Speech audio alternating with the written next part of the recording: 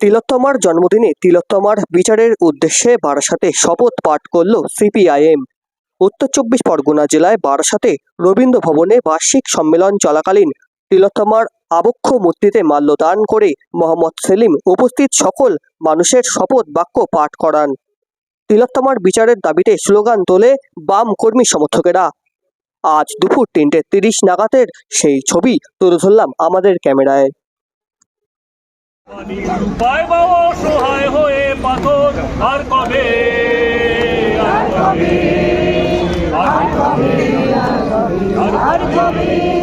আর কবে আর কবে চিত্ত স্বাধীন হবে, আর কবে সিদ্ধ হবে। নতুন করে এই জন্মদিনে যাতে সুবিচারের দাবিতে যে লড়াই তার পুনর্জন্ম হোক, এই শপথ আমরা নিচ্ছি। মৃত্যু শেষ কথা নয়, ধ্বংস শেষ কথা নয়, মৃত্যুর পরেও নতুন করে জন্ম নিতে হয়। ধ্বংস স্তূপের ওপরে দাঁড়িয়েও নতুন করে নির্মাণ করতে হয়। রাষ্ট্রশক্তির ষড়যন্ত্রমূলক উদাসীনতা ও প্রবঞ্চনার বিরুদ্ধে জনগণের দীর্ঘমেয়াদী ধারাবাহিক আন্দোলন, আর সেই আন্দোলনে আমরা অবিচল আছি, আমরা অবিচল থাকব। মানুষের ঐক্যবদ্ধ আন্দোলনের জয় অবশ্যম্ভাবী। ইতিহাসের এই হচ্ছে অমোঘ শিক্ষা। We want, we demand.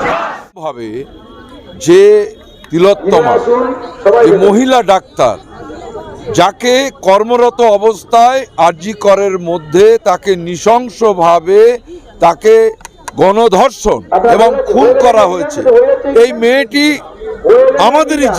আমাদেরই জেলার তার বাসস্থান। স্বাভাবিকভাবে সেই মেয়েটির আজকে জন্মদিন, তার মা বাবার কি অবস্থা আমরা বুঝতে পারছি।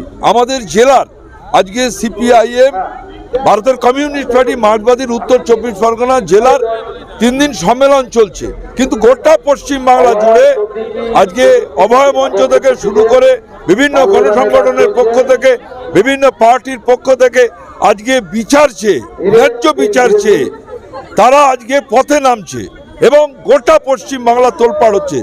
আমরা আজকে যারা এখানে প্রতিনিধি এসেছি, এই সম্মেলনে অংশগ্রহণ করেছি, আমরা আজকে সেখানে যেতে পারছি না, বিভিন্ন জায়গার অনুষ্ঠানে যেতে পারছি না, কিন্তু আমরাও আজকে যারা প্রতিনিধি এখানে এসেছি, যারা নেতৃত্ব আমরা এসেছি, আজকে তার জন্মদিনে আমরা গোটা পশ্চিম বাংলার সঙ্গে আমরা উত্তর ২৪ পরগনা জেলার এই সম্মেলনের প্রতিনিধি সহ নেতৃত্ব আমরা চাইছি যে সুবিচার, উই ডিমান্ড জাস্টিস। আজকে বিচারের নামে প্রহসন চলছে। মুখ্যমন্ত্রী নিজে, তিনি মুখ্যমন্ত্রী, স্বাস্থ্যমন্ত্রী, পুলিশ মন্ত্রী, সমস্ত পুলিশ আধিকারিক, স্বাস্থ্য আধিকারিকদের সঙ্গে নিয়ে সারা দিন ধরে সমস্ত তথ্য লুপাট করে দিয়ে তিনিও বলছেন বিচার চাই। এখন যাবজ্জীবন হচ্ছে, উনি ফাঁসি চাইছেন। এসব হচ্ছে আইওয়াশ করা হচ্ছে। আমরা এর শেষ না দেখে আমরা ছাড়বো না।